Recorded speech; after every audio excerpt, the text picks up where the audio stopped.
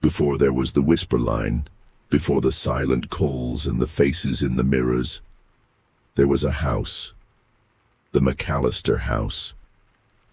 What started as a search for a missing family turned into the awakening of something ancient, something that had been waiting to be set free. It wasn't just the walls of the house that held secrets, it was every mirror, every reflection, every shadow. And when the last piece was in place, the architect no longer needed walls. Now, reflections everywhere carry his mark. Phones, screens, glass, water, each one a door, each one a trap. This is the story of how it all began, and why you should never trust what you see staring back at you, because some reflections don't want to go back. Chapter 1. The Vanishing. Eddie was supposed to be routine. The call came through just after dawn, a neighbor's voice shaky on the recording. "They're gone," she'd said. "All of them. The doors, the windows. They're gone too. Only mirrors now." Detective Aaron Hastings arrived at the McAllister residence under a heavy gray sky, the early morning sun struggling against thick, low-hanging clouds. He stepped out of the unmarked sedan, the crunch of gravel under his boots the only sound on the desolate street. Whispering Lane lived up to its name today, silent, ominous, as if the houses themselves held their breath. The McAllister home stood at the end of the cul-de-sac, its once charming Victorian architecture now twisted by time and neglect. Vines crept up the faded blue siding, strangling the porch posts. But that wasn't what sent a chill down Aaron's spine. The doors were gone, the windows too. In their place were massive, seamless sheets of mirrored glass, stretching from sill to sill, frame to frame. The house no longer looked like a home. It looked like a tomb. "Detective Hastings?" Aaron turned as Officer Jenna Morris approached, her brow furrowed, eyes darting nervously to the house. "You're the one who requested me?" he asked. She nodded. "I've never seen anything like this." "The patrol who first responded. They didn't come out. We lost contact minutes after. They went in." Aaron frowned. "What about the McAllisters?" "No sign. Neighbors say they hadn't been seen in over a week, but the lights were on." "And that?" She gestured helplessly toward the mirrored facade. Aaron stepped closer, pulling on a pair of gloves. His reflection met him halfway, warped slightly by the curve of the glass. Behind him, Jenna's reflection lingered hesitant. "Why call me?" he asked. "I'm not exactly local." She hesitated. "My cousin was one of the officers. Riley, he trusted you. Said you handled cases that didn't make sense to anyone else." Aaron's jaw tightened. He remembered Riley, young, sharp, good instincts. "All right," he said, eyes narrowing. "Let's see what we're dealing with." They circled the house, noting every window, every entry sealed by mirrors. Aaron crouched by the porch, examining the edges where the mirrors met wood.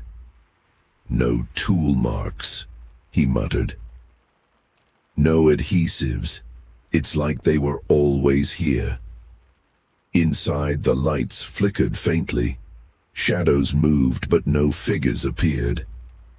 Aaron straightened, heart pounding. He'd seen strange things before, people driven mad by isolation, houses that seemed to breathe sorrow. But nothing like this. He turned to Jenna.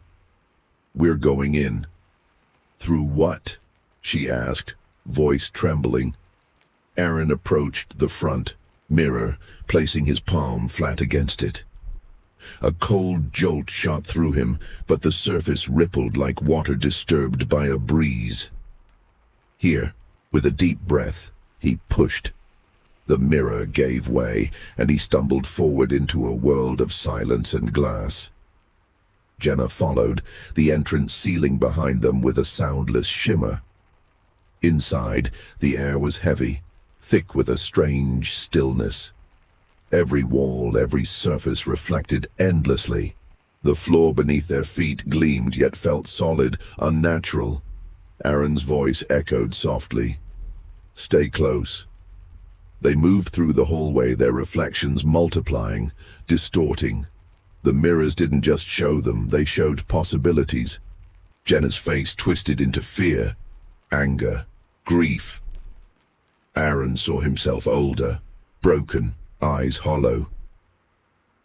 "Why does it feel like they're watching us?" Jenna whispered. "They are," Aaron replied grimly. "This place isn't just reflecting light, it's reflecting us." They reached the living room, or what should have been. The furniture was gone, replaced by more mirrors, floor to ceiling. And in the center, a single object, Riley's badge. Jenna rushed forward, snatching it up, her breath caught in her throat. "Look," she whispered. Aaron peered closer. Scratched into the metal were words, "Face it to escape." Suddenly the mirrors flickered. Images of the McAllister family filled the room, laughing, arguing, living. Then one by one they approached mirrors, touching them and vanishing. Jenna backed away, clutching the badge.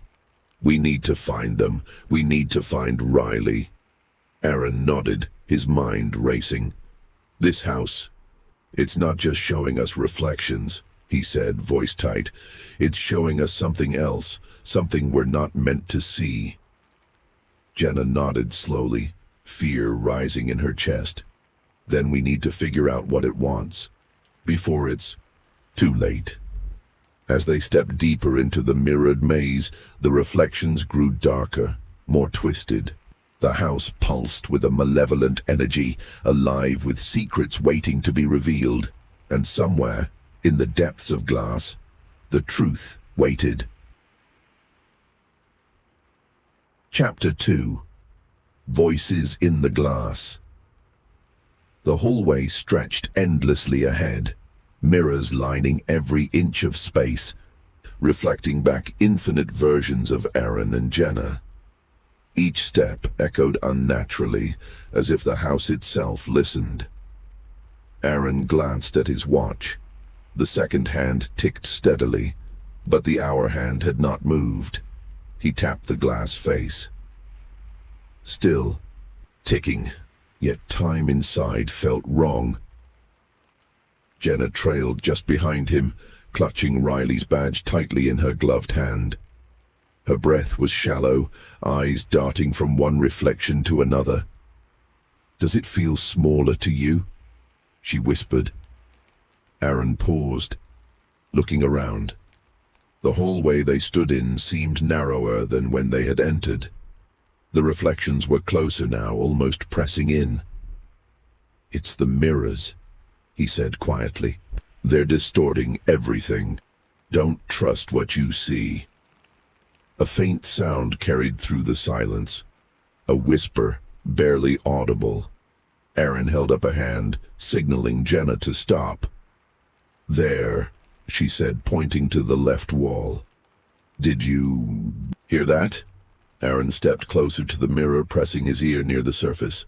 The whisper became clearer, a voice, familiar. "Aaron, help us." He jerked back. "That's Riley." Jenna moved forward, heart pounding. "Where is he?" "Riley," she called, her voice trembling. The mirror shimmered, and Riley's face appeared pale and distorted. His mouth moved, but his words were muffled, like speaking through water. "Riley," Jenna screamed. The image flickered and vanished, leaving only their reflections staring back. Aaron clenched his fists. "Keep moving." They pressed on, the house growing colder. The mirrors now showed more than reflections. They showed memories. Aaron saw his father, angry and bitter, shouting at a teenage version of himself. He looked away, swallowing hard. Jenna gasped. No, this isn't real. Her reflection twisted, showing her standing alone at a funeral, rain pouring down. A closed casket. She reached out, but the image vanished. Focus, Aaron said, pulling her forward. It's trying to distract us. They entered what had once been the dining room. A long table stood in the center, but it was wrong. Its surface was polished glass, reflecting an empty feast. At each place sat a mirror, angled upward, showing nothing but blackness. Aaron stepped carefully around the table. Something about the setup chilled him to the core. He counted the seats. 6.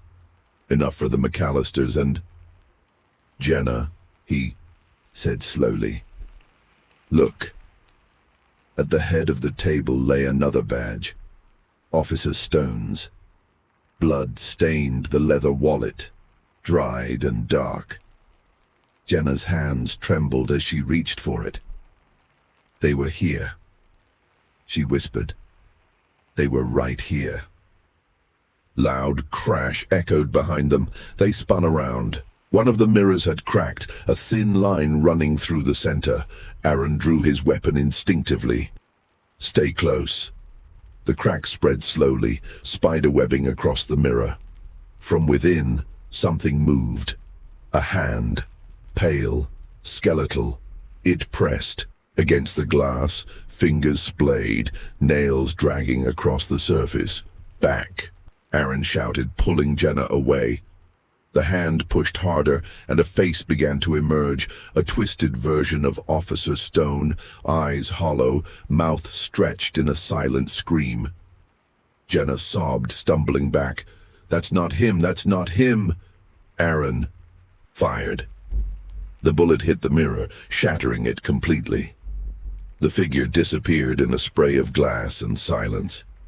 They stood panting, surrounded by shards. Aaron lowered his gun slowly. This place is alive, he muttered. Jenna nodded, wiping tears from her face. We can't trust anything we see. Aaron picked up the badge from the floor, examining it. Another message was scratched into the metal, faint but legible. They are us. He turned to Jenna, expression darkening. We need to find the source of this. Fast.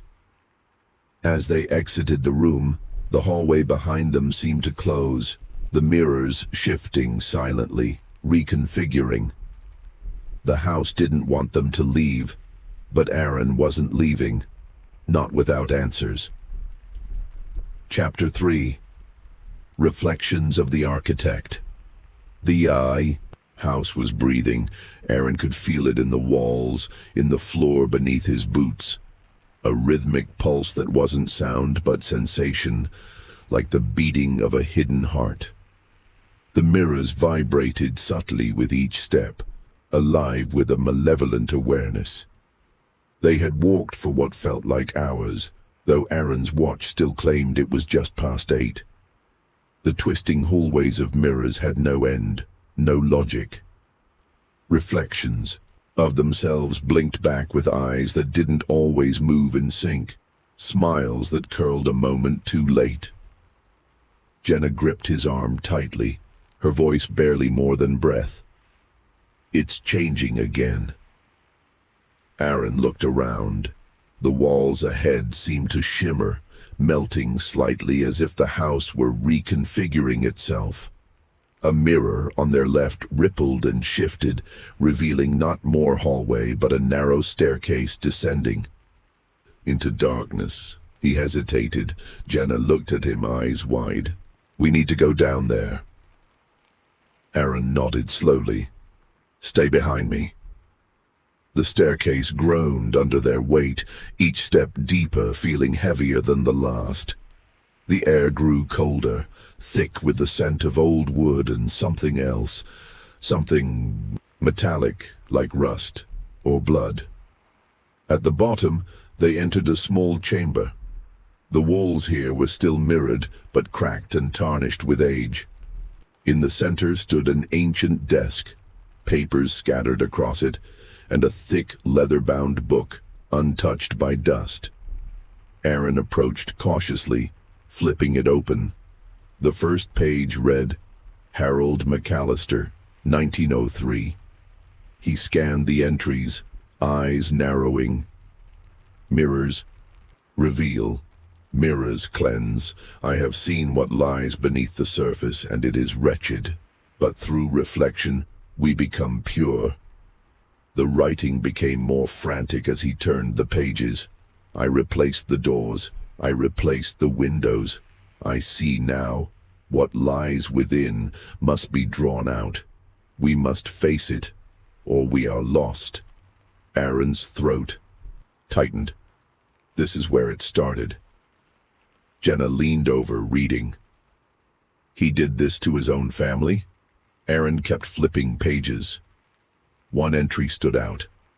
The house listens. The house remembers. The house is me now. I am reflection. And reflection is truth. A sound, soft and low, echoed from the walls. A voice, familiar. Aaron. He turned sharply. Riley's voice again, but it was clearer now, stronger. Aaron, help me. Jenna's face lit with desperate hope. He's here. Aaron grabbed the journal, tucking it under his arm. Let's go. They followed the voice through a side passage, mirrors flickering with distorted images of Harold, of the McAllisters, of themselves. The reflection spoke without sound, mouths moving in silent screams. Jenna paused, staring at one mirror. Jenna, keep moving. But she didn't. She stepped closer to the glass, reaching out. It's Riley. I can see him. Aaron pulled her back, but the mirror shifted, showing Riley's face, smiling. But his eyes were wrong. Too dark, too empty. Come closer, the voice coaxed. Aaron yanked Jenna away, her scream echoing as the mirror cracked, the smile still frozen in the glass. That's not him, Aaron growled. The house is using him. Jenna sobbed, shaking her head.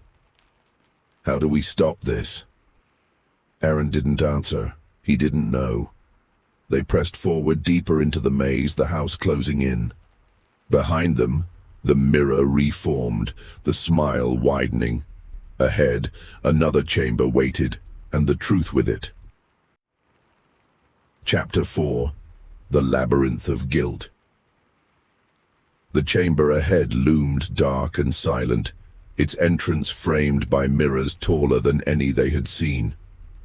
Aaron paused at the threshold, feeling a sudden weight pressing down on him, as though the house itself were daring him to proceed. Jenna stood close behind, eyes wide, breath shallow. Do you feel that? Aaron nodded slowly. It's different now. It's, watching. They stepped inside. The room was vast, larger than it should have been, stretching into shadow.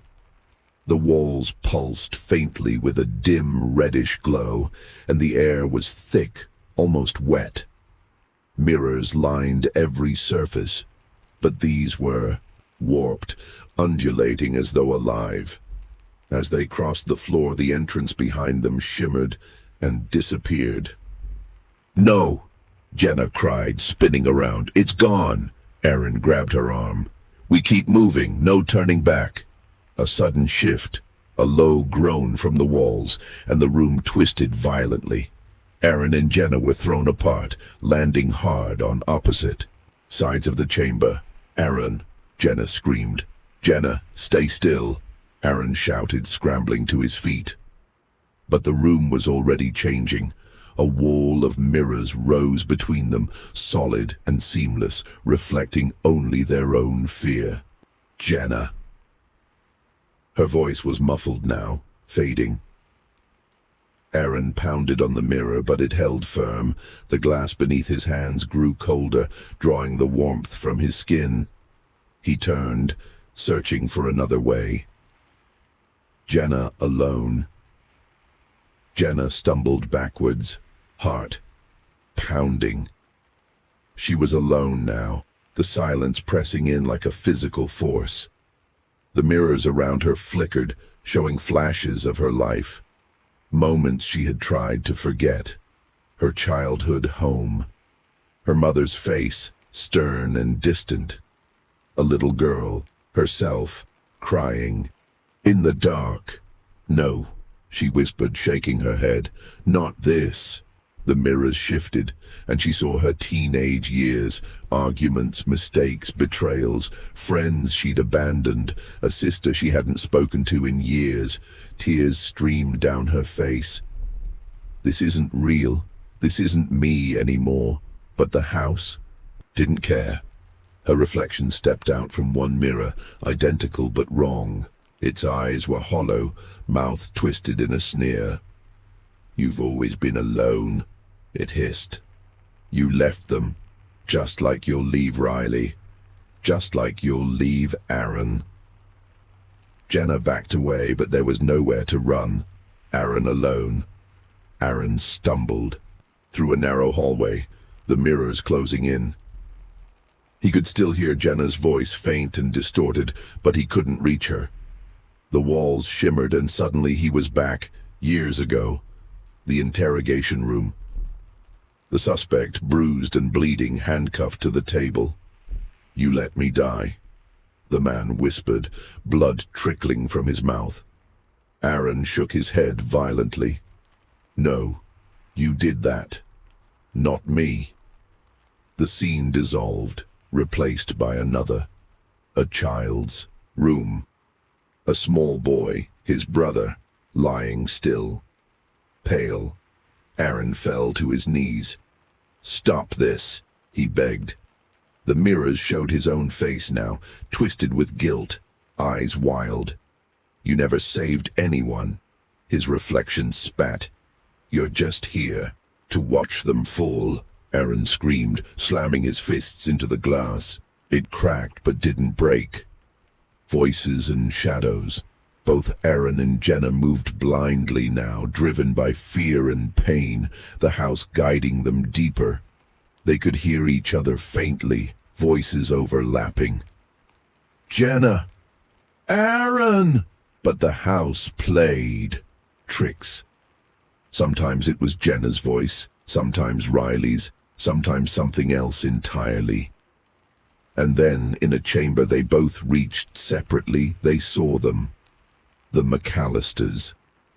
Standing in a circle, silent, their eyes empty, reflections of themselves, caught in endless loops of despair. Jenna gasped, falling to her knees.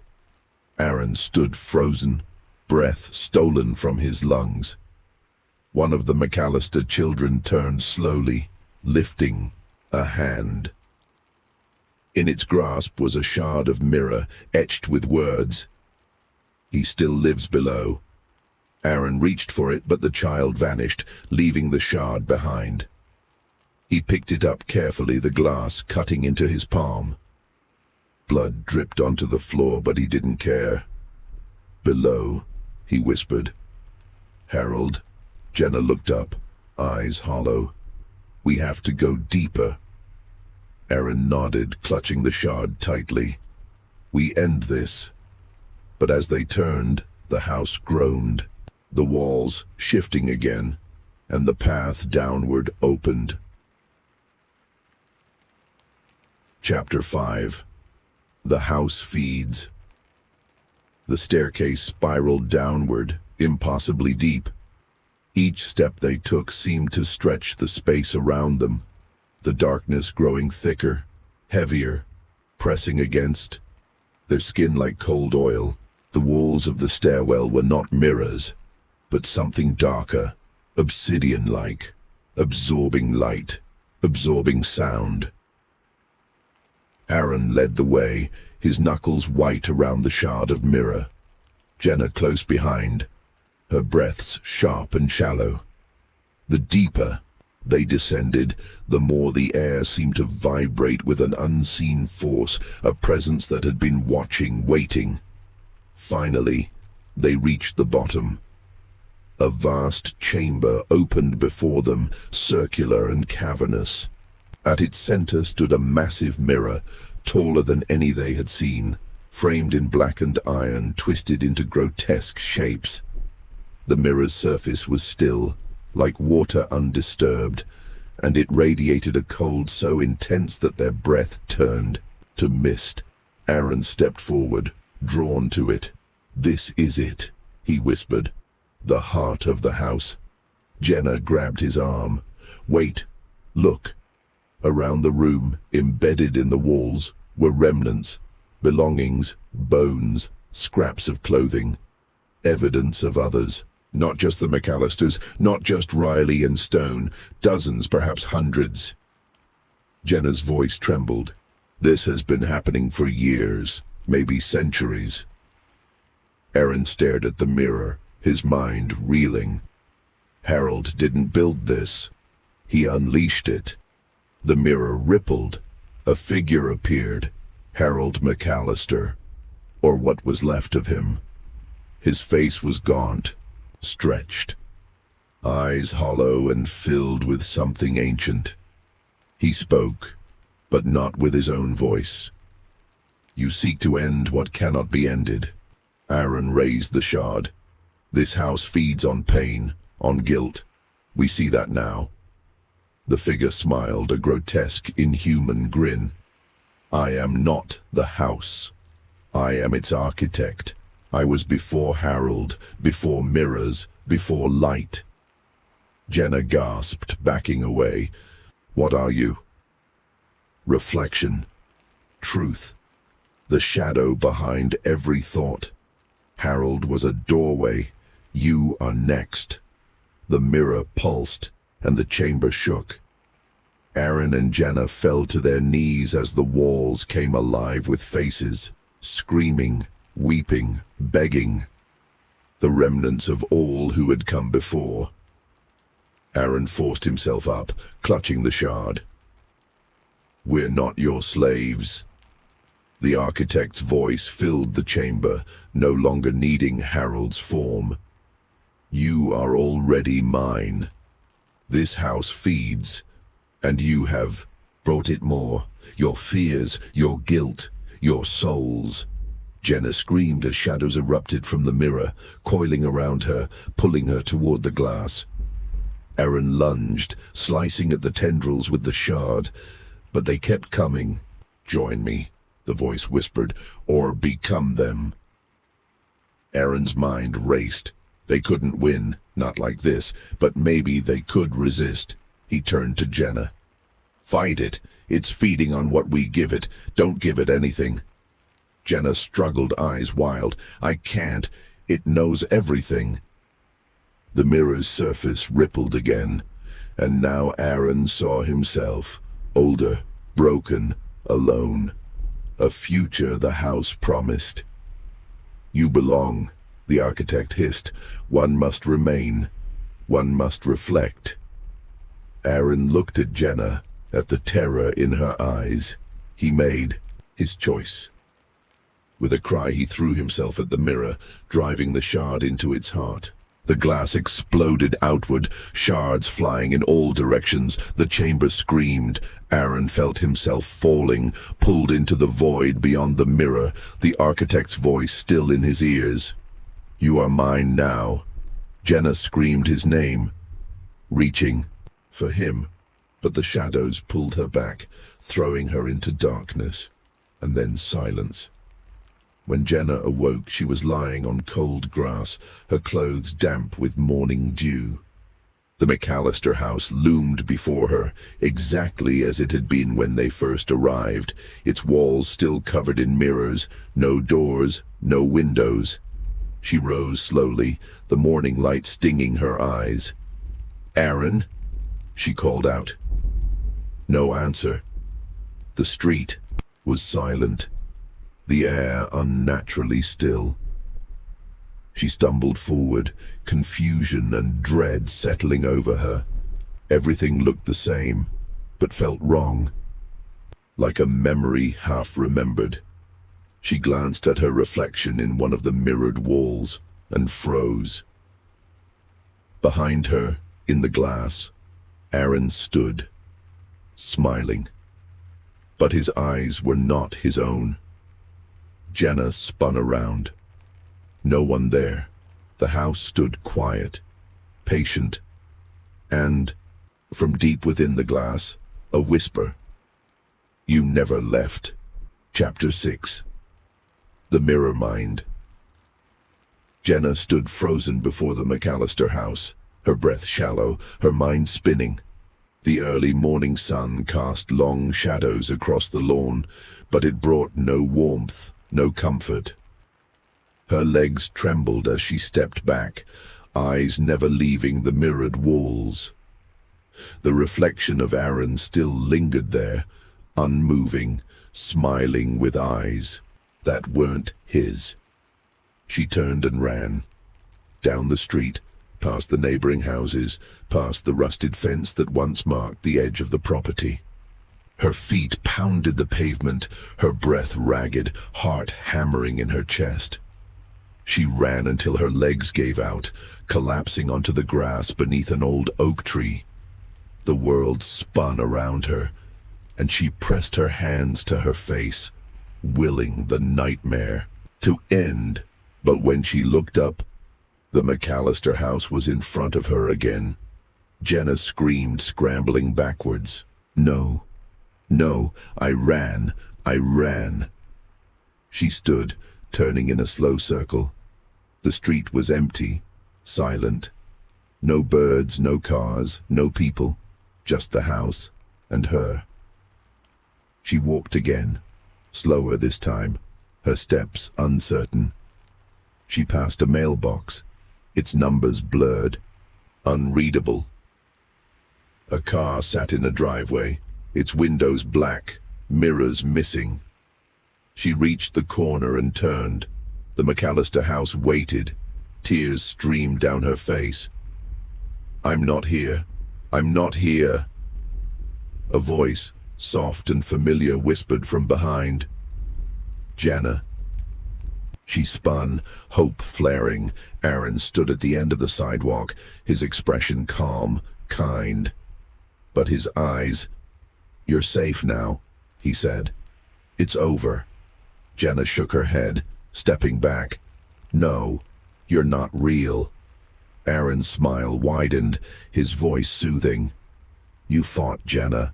You survived. Come home. The house faded behind him, replaced by a sunny street, the sounds of distant traffic, birdsong. It felt real. Almost. Just let go, Aaron urged. You can rest now. She hesitated, heart pounding. The weight of everything pressed on her, the fear, the loss, the exhaustion. Then she looked down, her shadow stretched long across the pavement. But it wasn't hers, it waved. Jenna screamed, stumbling back. The illusion shattered. The street vanished. The house returned, looming closer than before. You never left, the voice echoed from all sides. The sky darkened. The grass beneath her feet turned cold, brittle. Jenna fell to her knees, sobbing. Please, let me go. The mirrors on the house shimmered, reflections of her torment swirling within. Aaron's voice returned, colder now. There is no escape. There never was. From the glass, her own face stared back, smiling.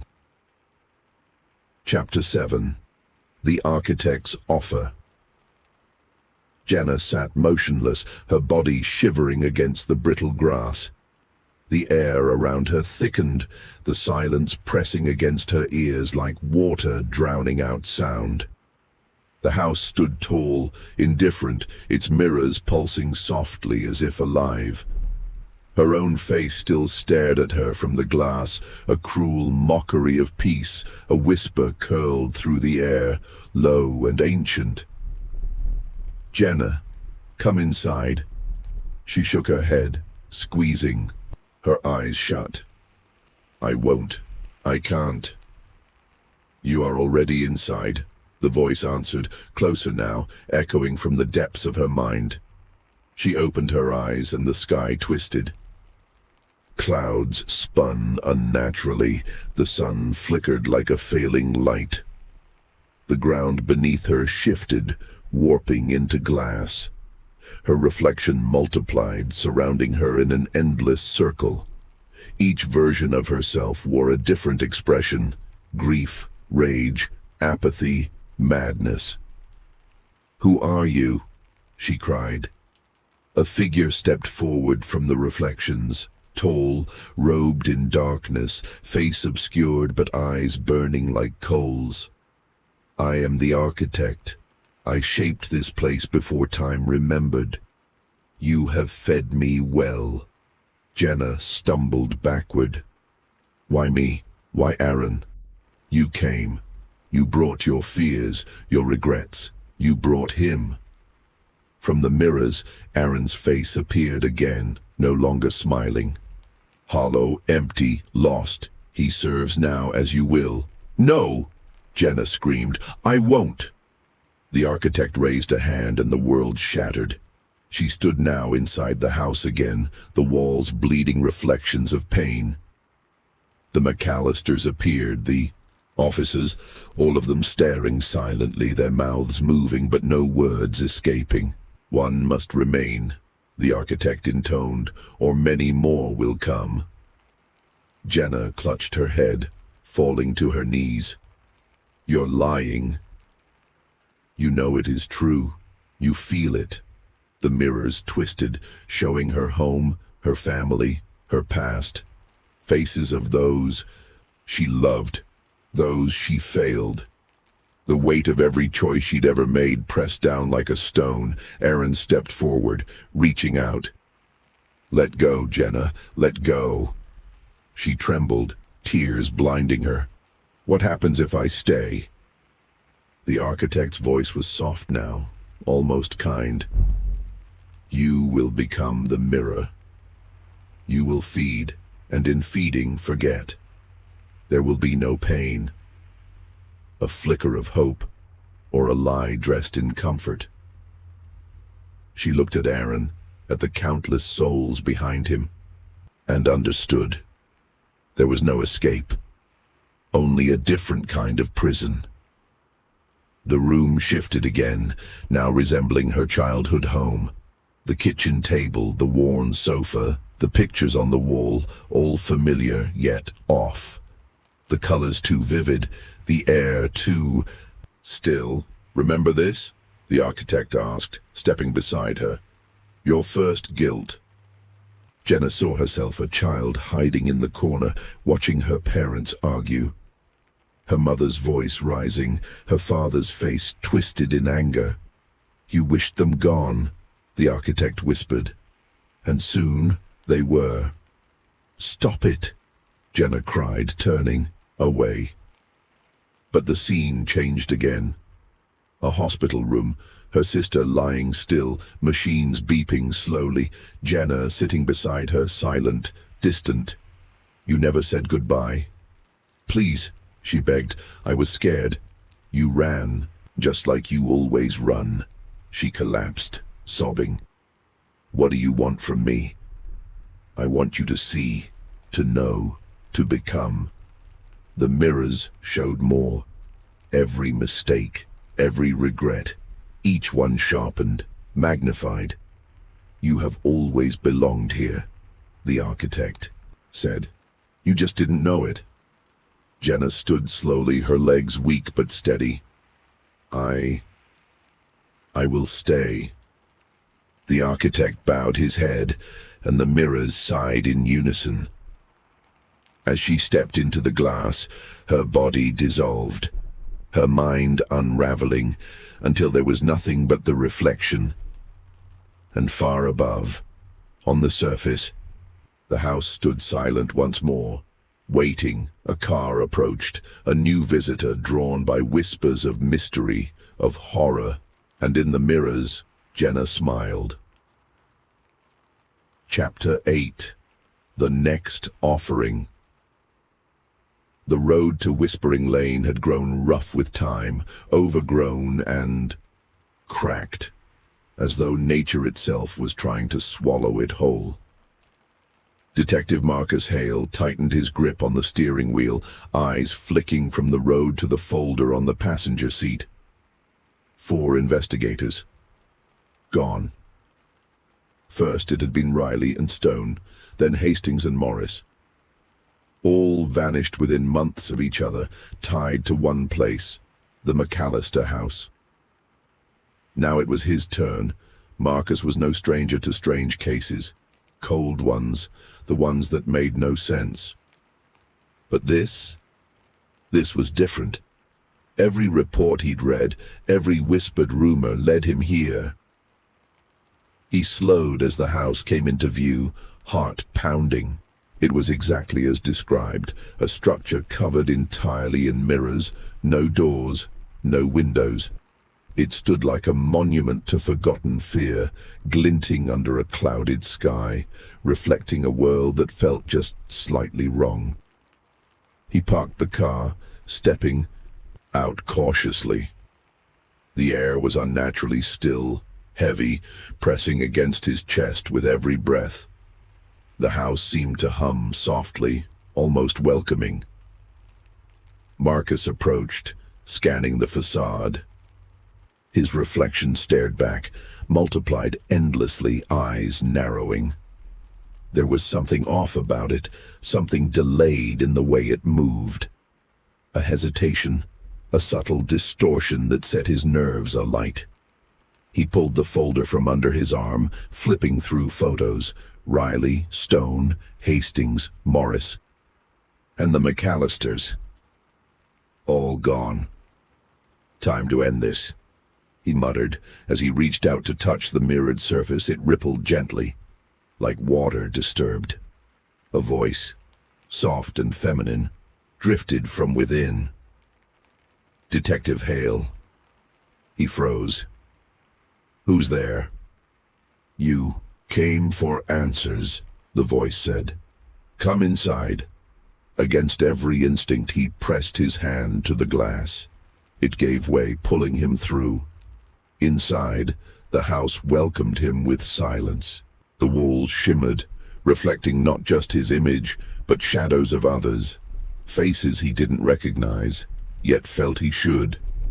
The air was thick, tinged with the metallic scent of something old, something decayed. Riley, he called. Stone, Hastings, Morris. No answer. Only the sound of his own voice echoing endlessly. He moved forward, footsteps muffled. The house shifted around him, guiding him deeper. Each mirror he passed flickered with fleeting images, moments that never were. Fears he hadn't yet admitted. You're close, the voice whispered. He turned sharply but saw nothing. Just his own reflection, staring back with eyes that didn't feel like his. The hallway narrowed, mirrors closing in. His reflection twisted, showing flashes of fear, of doubt.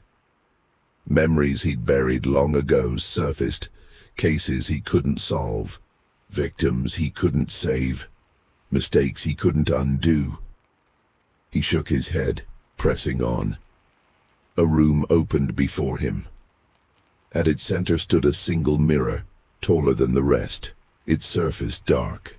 The floor beneath his feet shifted, becoming slick, as if the house itself resisted his presence.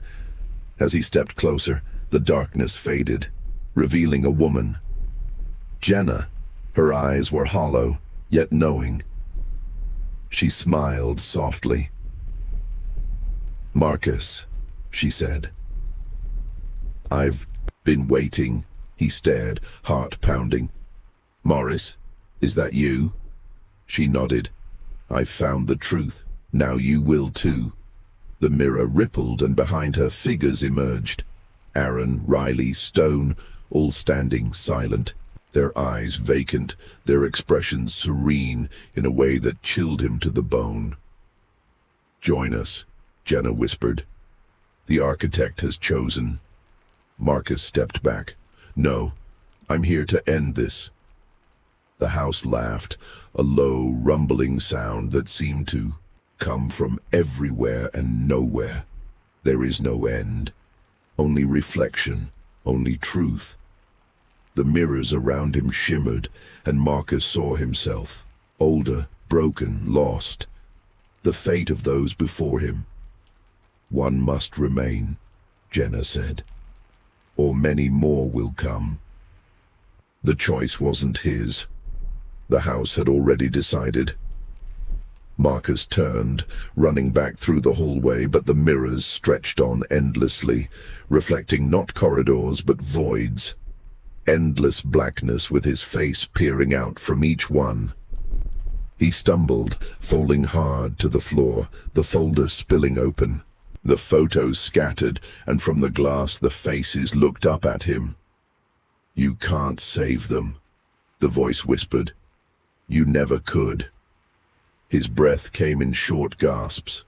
He clutched at the ground, trying to find something real, something solid, but it all felt the same. Cold, smooth, unyielding. A hand reached out from the mirror beside him, gentle, almost tender. "Come," Jenna's voice urged. "You're already part of this." Tears filled his eyes. He thought of his family, his life outside this place, but it felt distant now, like a dream he couldn't quite remember. He stood slowly, facing the tall mirror once more. The others waited, silent, patient, and the house pulsed. Alive. Eternal. Chapter 9. Becoming the reflection. Marcus stood trembling, the house's pulse matching the frantic rhythm of his heart. Every fiber of his being screamed to flee, to escape. This place that bent reality and whispered nightmares, but his feet remained rooted. The mirror before him shimmered, the faces within waiting. Jenna, Aaron, Riley, Stone. Their expressions were serene, almost welcoming, as if they had found peace. But Marcus knew better. He could feel the emptiness behind their eyes, the hollowness in their smiles. "I won't join you," Marcus muttered, backing away. "I won't." The mirrors around him darkened, the air thickening like tar. A voice, low and thunderous, filled the space. "You already have." Marcus clutched his head, memories flooding his mind. Failures, regrets, the faces of victims, whose justice he had failed to secure. Each one twisted, magnified, weaponized against him. "You seek to fight what is inevitable," the architect's voice boomed. "You were chosen long before you arrived. You are the final piece." "Final piece," Marcus gasped. "What are you talking about?" The room around him dissolved, replaced by a vast void filled with endless mirrors floating in space, each reflecting different versions of him. Some older, some broken, some monstrous. "I have waited," the architect continued, its form emerging, a towering figure of glass and shadow, eyes burning with ancient light. "With you, I will no longer be confined." The mirrors showed visions now, not just of Marcus, but of the world beyond the house. Cities, streets, homes, all reflecting back, flickering. This place was the seed, the architect explained, a place to grow, to feed. "But now, with your soul, I am complete. The glass will spread, and I will exist in every reflection. There will be no escape." Marcus fell to his knees, the weight of the revelation crushing him. "Why me?" he whispered. "Why now?" "You are justice," the architect replied. "You are judgment, the perfect vessel for reflection." The mirrors began to crack, not with weakness but with power. Light poured through the fractures, not warm, but cold and sterile. "You will be my voice," the architect said. "You will carry me beyond these walls." Marcus tried to resist, tried to summon strength, but his body betrayed him. His reflection stepped forward from the nearest mirror, identical in every way, but its eyes glowed with the architect's essence. "No," Marcus groaned. "I won't let you. You have no choice." The reflection merged with him, and pain unlike any he had known tore through his mind, his soul. He screamed, but the sound was swallowed by the mirrors. The house shook, the walls vibrating with energy as the architect's power surged. Outside, the sky darkened. The mirrors of the house began to pulse, and then, one by one, mirrors in homes, cars, buildings across the town began to shimmer, as if something unseen had awoken. The architect was free. Within the house, Marcus stood, changed. His eyes no longer his own, his will no longer his own. Jenna stepped beside him, her expression calm. "It's time." He nodded. "Let the world see." And with that, the mirrors of the McAllister House shattered outward, fragments disappearing into the air, carried by a wind that whispered of endless reflection, of eternal torment. Chapter 10. The Endless Reflection. The wind carried the shards of glass like seeds of darkness, invisible to the naked eye, but potent, alive. As the fragments scattered across the town, they embedded themselves in anything that could reflect. Windows shimmered, car mirrors pulsed faintly, and even the surface of puddles seemed to ripple with a strange energy. The architect was free. Marcus, now a hollow vessel, stood at the heart of the McAllister House, his body still but his mind a conduit for something far older, far more insidious. Jenna stood beside him, her eyes locked on the horizon. She no longer remembered who she had once been. She only knew the architect's will, and that will was endless. The house no longer needed to exist in one place. Its power had grown beyond the walls of its origin. It had evolved. The McAllister House, its mission complete, began to fade, its mirrored walls dissolving into the very air, leaving behind only whispers. In the town, people began to notice strange things. A reflection that moved a fraction too late. A shadow in a screen, though no one was there. Phones flickered. Televisions showed glimpses of rooms no one recognized, faces that stared too long. The architect had found a new home in every device, every surface. There was no need for doors or windows now. Everything was a channel. It started small.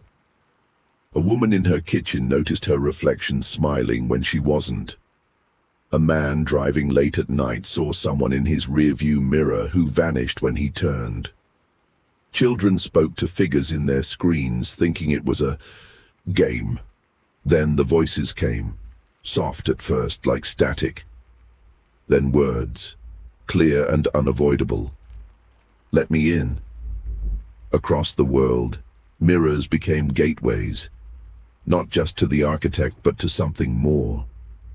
A realm of endless reflection where souls were trapped, twisted, and remade.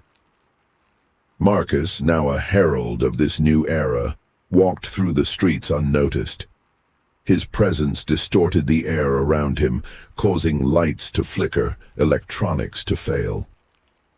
Those who met his gaze felt a pull, a need to see, to understand.